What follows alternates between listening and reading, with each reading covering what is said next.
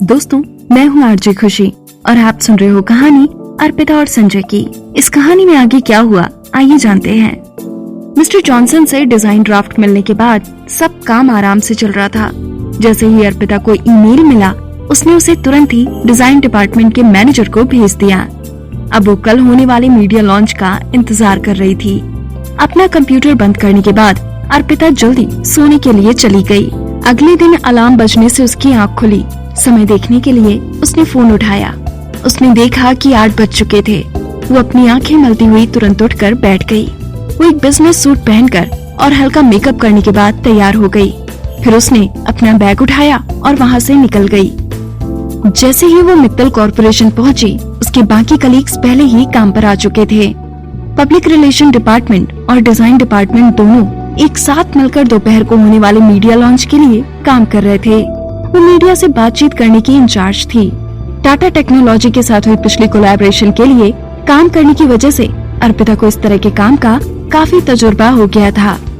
सारी तैयारी ठीक से हो चुकी थी। जैसे ही सब लोग मीडिया लॉन्च पर जाने के लिए तैयार हुए, अचानक एक कलीग चिल्लाया, क्या आप सबने न्यूज देखी? ग्लोबल एंटरप्राइजेस, जो हमारा सबसे बड़ा बिजनेस कॉम्पिटिटर है, उनका भी मीडिया लॉन्च आज ही है। क्या उन्हें पता नहीं है कि इस बार हम मिस्टर जॉनसन के स्टूडियो के साथ मिलकर काम कर रहे हैं? ऐसा लगता है वो लोग अपना बहुत बड़ा नुकसान करवाना चाहते हैं। क्या सच में पिछले साल उनका बहुत मजाक बना था? उनके अंदर अभी भी हिम्मत बाकी है जो उन्होंने आज के दिन ही अपना मीडिया लॉन्च रखा? तुम कुछ ज्यादा ही बोल रहे हो। उन लोगों की हिम्मत काफी बढ़ी हुई है, तो तुम्हें उनका उत्साह बढ़ाना चाहिए। मुझे लगता है फिर भी उन्होंने थोड़ा दिमाग लगाया है। उन्होंने अपना मीडिया लॉन्च हमारे समय से पहले रखा है, क्योंकि उन्हें पता है कि हमारा मीडिया लॉन्च तो कमाल ही होगा। हर कोई इकट्ठा होकर इस बारे में बात कर रहा था। जैसे जैसे वो सब न्यूज देखने लगे, उनके चेहरे उतर गए। क्या सिर्फ मुझे ही लग रहा है कि इस साल ग्लोबल एंटरप्राइजेस के डिजाइन बहुत बढ़िया है? किसी ने हैरान होते हुए कहा। एक और एम्प्लॉय ने भी उसकी बात पर हामी भरी। ये सिर्फ अच्छे ही नहीं है, पर मुझे कहना पड़ेगा, इतने सालों में इनकी कंपनी के सबसे अच्छे डिजाइन है। मुझे कुछ गड़बड़ क्यों लग रही है? असल में मुझे लगता है कि इस बार के डिजाइन उनके पिछली बार के काम से बिल्कुल अलग हैं। बात ये नहीं है कि वो कितने अलग हैं या नहीं, असल बात तो ये है कि वो कितने पॉपुलर हो चुके हैं। जरा इंटरनेट पर लोगों की रिव्यू देखो। किसी ने तो लिखा है कि इस बार ग्लोबल एंटरप्राइजेस हमारी कंपनी को भी मात दे सकती है। ऑफिस में सब लोग तरह तरह की बातें करते जा रहे थे। जब अर्पिता ने उनकी बातें सुनी, उसने तुरंत न्यूज चेक करने के लिए अपना फोन निकाला। जब उसने फोन की स्क्रीन पर डिजाइन देखे तो उसका चेहरा बिल्कुल बदल गया। अगर उसे ठीक से याद था तो ये वही डिजाइन्स थे जो कि मिस्टर जॉनसन ने पिछली रात उसे ईमेल किए थे। ये वही डिजाइन थे जो कि मित्तल कॉर्पोरेशन मीडिया के सामने दिखाने वाला था। ये डिजाइन उनके कॉम्पिटिटर के पास कैसे पहुँचे? अर्पिता ने अपनी मुट्ठी कसकर बंद कर ली। इससे पहले वो कुछ समझ पाती, उसके फोन की घंटी बजी। वो डिजाइन डिपार्टमेंट के मैनेजर का कॉल था। एक इमरजेंसी आ गई है सुपरवाइजर अर्पिता, मेरे ऑफिस में अभी आइए। मैंने अभी अभी न्यूज देखी है और मैं आपसे बात करने ही वाली थी, अर्पिता ने कहते हुए फोन काटा और डिजाइन डिपार्टमेंट की तरफ भागी। डिजाइन डिपार्टमेंट में पहले ही किसी को पता लग चुका था कि उनकी कंपनी के डिजाइन्स लीक हो चुके थे। माहौल बहुत ही तनाव भरा था। अर्पिता अंदर आई। इससे पहले कि वो कुछ कह पाती, उसने देखा कि गीतांजलि और डिजाइन डिपार्टमेंट का मैनेजर एक ऑफिस रूम से बाहर आ रहे थे। गीतांजलि ने अर्पिता की तरफ देखा। उसके चेहरे पर काफी नाराजगी थी। ये बहुत गंभीर बात है। मैंने पहले ही एक इंटरनल मीटिंग रख ली है और मिस्टर संजय मित्तल को भी इसके बारे में बता दिया है, ताकि हम उस कॉर्पोरेट जासूस के बारे में पता लगा सकें। कॉर्पोरेट जासूस? अर्पिता ने गीतांजलि के शब्द सुनकर हैरान होते हुए अपनी भौहें चढ़ा ली। हमारी कंपनी का मीडिया लॉन्च होने वाला है। अभी सबसे जरूरी इस परेशानी से निपटना है, अर्पिता ने कहा। परेशानी से निपटना है? आप बताइए कि आप इस परेशानी को कैसे ठीक करेंगी, जब हमारी कंपनी के डिजाइन ड्राफ्ट को पहले ही हमारी कॉम्पिटिटर्स ने अपने मीडिया लॉन्च में दिखा दिया है।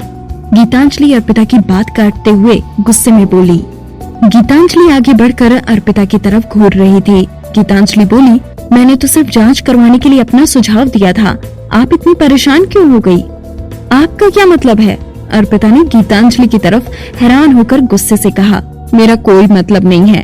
हालांकि अब तक सिर्फ आप और मैनेजर शर्मा ही डिजाइन ड्राफ्ट एक्सेस कर सकते थे। किसी और के पास इन ड्राफ्ट को खोलने का कोई तरीका नहीं था। इसलिए सबसे पहला शक आप दोनों पर ही जाता है।